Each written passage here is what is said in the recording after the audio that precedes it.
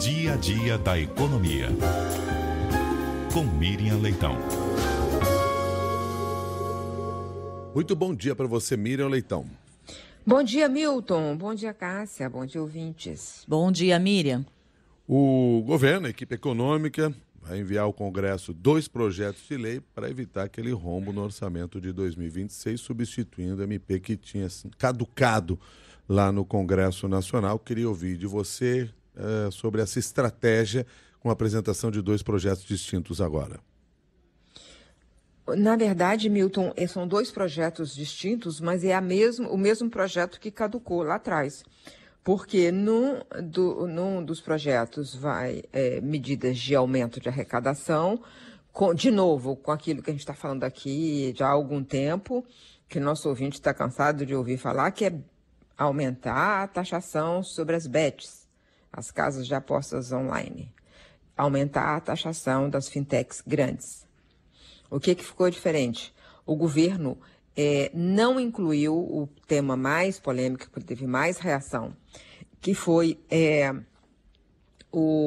aquelas tributação sobre títulos financeiros isentos, que beneficiam o setor agrícola e o de construção.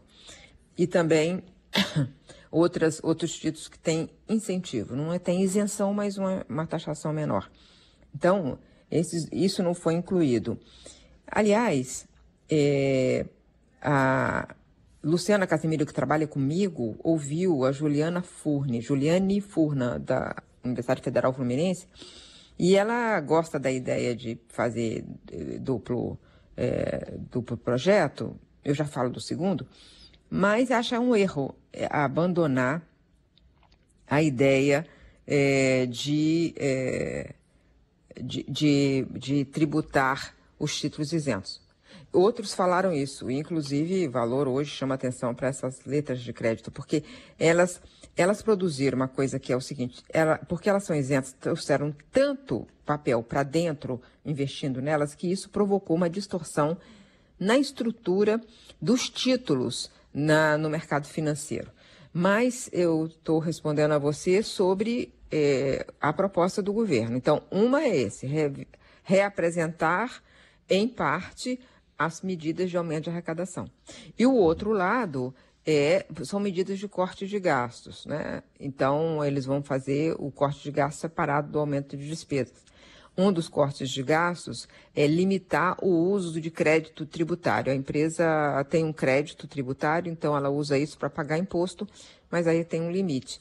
Isso aí pode redundar numa arrecadação maior de 10 bilhões pelo cálculo deles. Então, eles estão fazendo isso para tampar o buraco do orçamento que ficou com a queda daquela MP 1303. Porém, agora, eles fizeram uma divisão, mas é a mesma MP, as mesmas ideias estão em um e outro.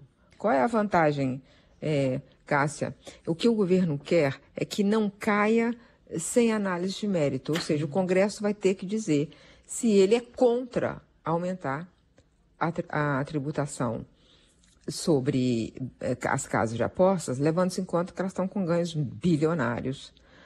E se também não querem aumentar sobre as fintechs, dado que algumas fintechs hoje têm lucro maior do que dos grandes bancos. Cássia. É interessante, né, esse mecanismo de fazer com que os integrantes do Congresso se manifestem explicitamente em relação ao que eles são contra ou favoráveis nestas medidas. Agora, Miriam, caso esses ajustes não sejam aprovados, o ministro Haddad ontem já falou que vai ter impacto direto em contingenciamento, em bloqueio de recursos públicos, inclusive em emendas, né?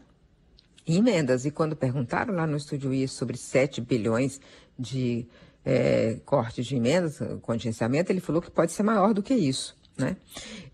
O que eles vão fazer com aumentar as chances de aprovação? Em vez de apresentar propostas novas, talvez seja de entrar com uma proposta dentro de alguma proposta que já está em andamento, está perto da votação. Vamos ver que caminhos eles vão escolher. O problema é que eles correm contra o tempo. Correm contra o tempo porque o orçamento tem que tapar esse rombo para que o orçamento seja analisado, aprovado e tal. E quando demora muito a analisar o orçamento, a gente sabe o que acontece. Fica para o ano seguinte, vai complicando muito a vida da execução orçamentária. Milton e Cássia. Muito obrigado, Miriam Leitão, e um bom dia para você. Bom dia. Bom dia.